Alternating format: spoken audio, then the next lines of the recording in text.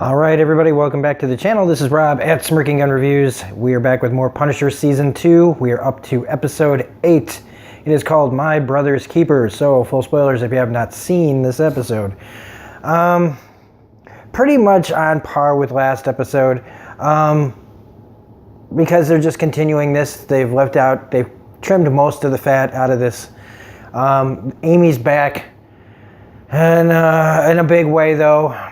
And immediately I just started fast forwarding through her scenes, except for the scene when she almost gets killed, and I just loved it. That was my favorite scene, practically. The shootout here at the beginning was really, really, really cool. This fucking gun he's using, Jesus Christ. But when he, knocks her around a little bit and fires the gun, that was probably my favorite part, because I was just waiting for somebody to finally tell her to shut the fuck up. This isn't a game, you dumb ass. And then did she learn anything from that? No, she almost blows Curtis away later in the episode with the same fucking gun. So it's just like, it's in one ear and out the other with this chick. But that's all we're going to say about her. Because everybody's kind of grouping up here. Everybody's afraid of Frank. It's like, yes. It's like the show is fighting with itself with the identity of itself. One thing that I have to try to realize here, okay? And I don't know if anybody else would be interested in what I'm thinking here or not, but I have to realize that this is probably it for the Punisher, for Marvel's Netflix Punisher show. And so I had to stop thinking about that there's going to be a tomorrow.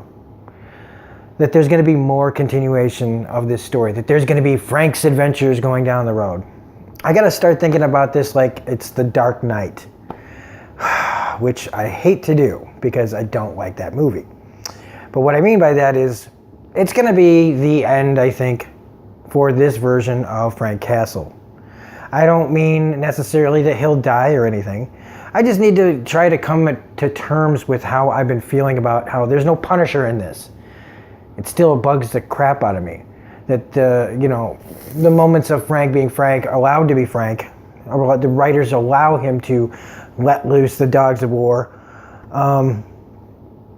and go, okay, this is just their interpretation. They're trying to make their social commentary statements, and they're trying to do this, that, and the other. And I need to try to squeeze the enjoyment that I can find in this and keep it. And remember that stuff that's in here, not the stuff that I can't stand. Which is pretty much Madani and anybody, and Amy, and anybody going, Frank, you can't do this, man. You're just worse as bad as he is. Because that's the world that they've created. They want us to kind of not be on Frank's side. And that's like telling me not to be on Walter White's side on Breaking Bad, all right? It's just not going to happen.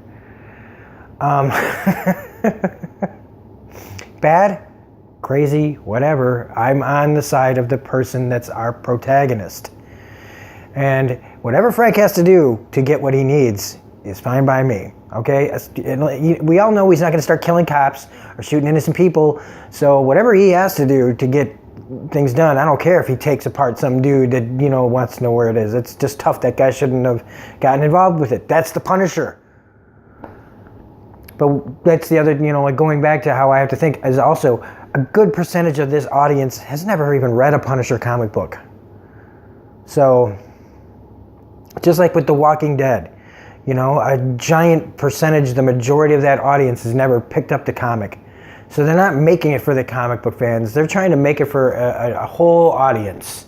Just like they do movies. So like, the Transformers movies, say what you will about them, but they were supposed to go to a general audience. So they decided to say, fuck what you guys know. We're going to just take the IP property and make it for everybody and not just the nerds who like it. And that's what they're doing here. That's what they've been doing for everything. And it's just been hard to get my head there. But I think I've finally gotten there because I can just see where this is headed. And even though I've complained about predictability, I think I'm finally coming to terms with this being already Frank's last stand. Or at least, in this iteration of the Punisher, he's going to find some way. They're going to find some way to settle all debts in this without really, maybe they'll hint at a future, but it's probably going to end ambiguous. But anyway,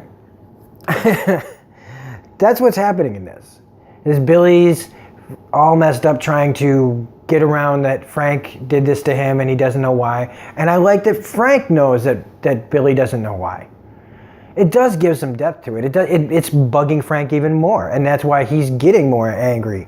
Because how is he supposed to punish this guy when the guy doesn't even know what he did? And it's not like it takes the fun out of it. It's not about fun, it's about punishment. It's like, getting mad at a dog that doesn't know better. You know what I mean?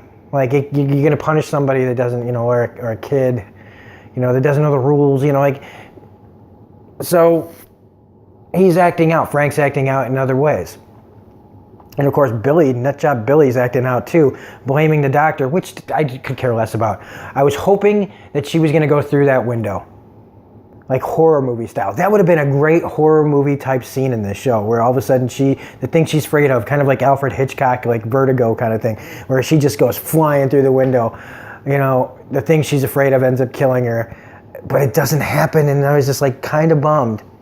Because they are, like I said, they're taking her in this bizarre direction, and I thought there was more to her character. But really, she's just a damaged nut job. Just like he is, and that's not interesting. She's not interesting.